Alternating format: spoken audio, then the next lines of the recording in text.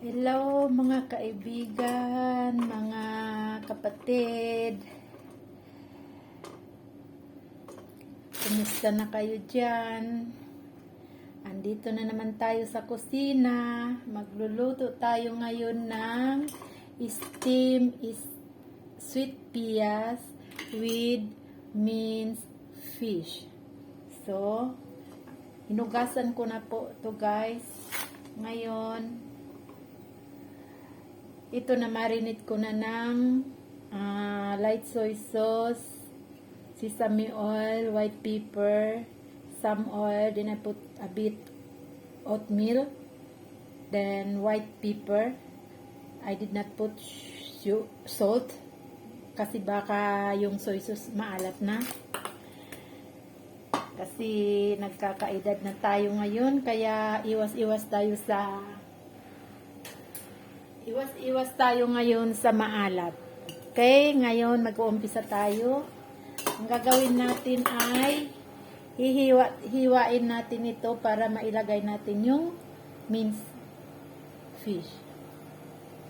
Yan, gaganyanin natin guys. Tapos hindi na natin tanggalin yung seeds niya sa loob kasi pwede naman kainin. Ganyan, yan, ganyan yan siya.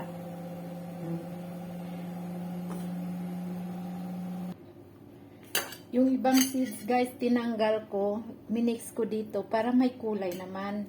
So, yung iba hindi. So, ganito guys, lalagay natin sa loob ha. So, I hope you can learn. This is just simple cooking.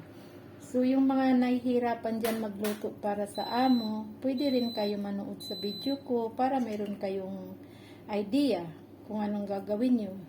Hindi nyo naman kailangan nagayahin kung anong ginagawa ko. At least, may idea kayo. Pero kung gusto nyong gayahin, pwede rin. Mas masaya ako. Yan.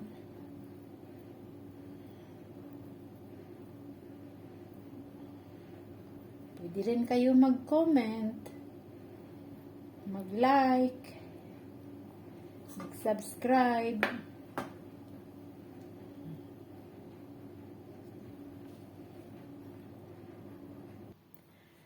So, ito na guys. Tapos ko na na-stuff ang minced meat sa loob. Ngayon, kailangan natin linisin. Yan. Punasan natin yung labas para maganda tingnan.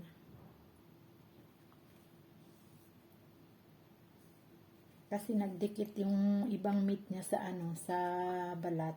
Kaya, kailangan natin punasan para presentable naman ang itsura niya.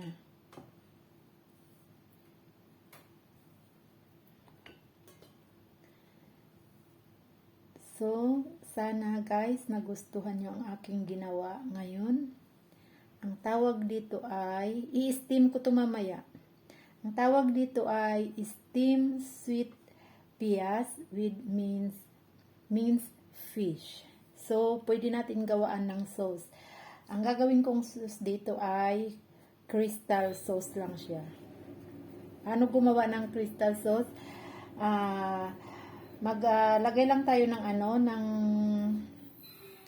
ng mga 3 kutsara na tubig, 1 teaspoon na cornstarch, and then lutuin natin yun hanggang maglapot siya. Tapos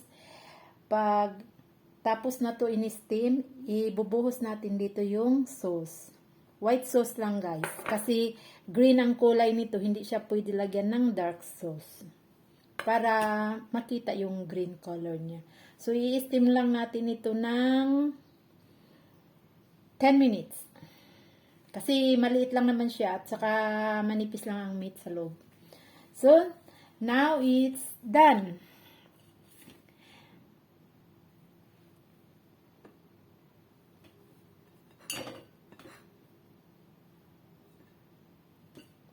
Kunti lang ang ginawa ko guys kasi 1 tao lang ang pakakainin ko ngayon. Ika-2 sa akin. So, I just eat the leftover food nung Sabado.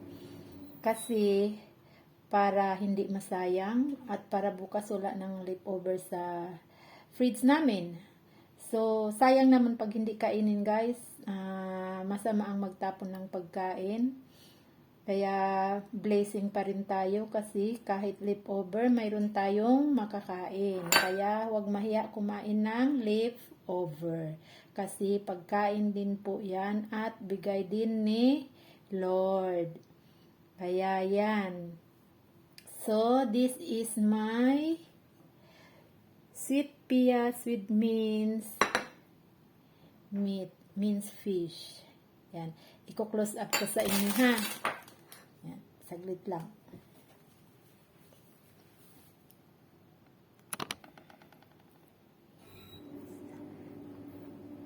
So, this is it. Mamaya i-steam natin. Bago dumating yung kakain ng dinner, ay i-steam natin yan. So, now is bye-bye muna guys. I hope you like this. This is very easy and yummy. So, pag nahirapan kayo magluto sa amo nyo, manood lang kayo sa YouTube ko at marami kayong matutunan doon. Sige guys, bye-bye!